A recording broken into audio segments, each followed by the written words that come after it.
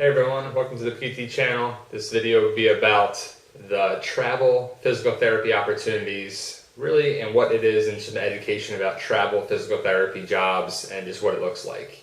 Now, for those who might not know, travel physical therapy is basically a realm of therapy where you sign a contract for a length of work. Now, that can be anywhere in the United States. They can get you and place you anywhere really, but a couple things that you really want to know about are the license. Now, you have to have a license in the state you're going to be practicing in. Now, that'll limit you if you're not a practicing person in the state of, North Dakota or North Carolina or Texas or Florida or New York or something that you want to go to.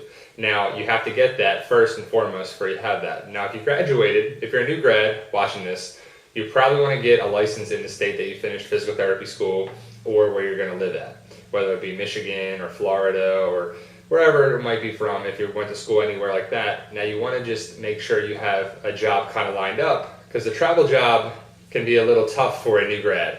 Now, travel jobs are great for a multitude of things, and they're not so great for certain things. Now, you basically, how you get a travel job, we'll start with that first and foremost, is there are tons of companies out there. Now, disclaimer, do not go online and put your information or write your email down or your phone number down on a place where they have a job fair or anything, unless you want to get calls or anything, because you will get phone calls from that. It's very important to know that you will get phone calls and you will get everything hounded by them.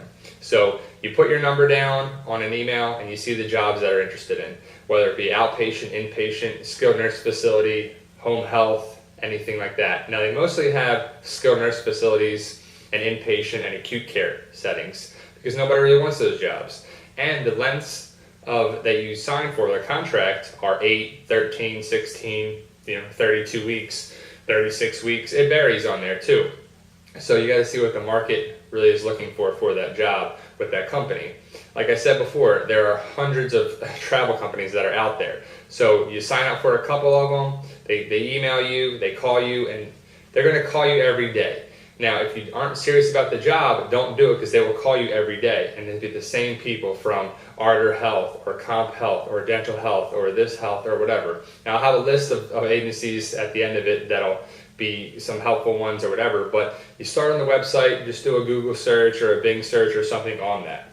Now, some things I highlighted on here, just to get my thoughts together, are, like I said, skilled nurse facility, inpatient, outpatient, home health, acute care are the main ones that you want to have.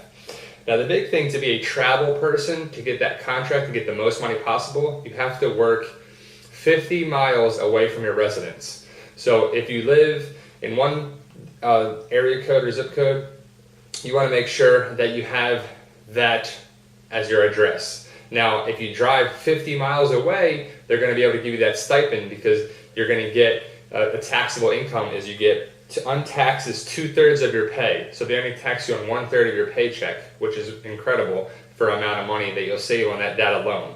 But you're driving 50 miles away. Now, that's kind of a little tough, because it's 50 miles one way.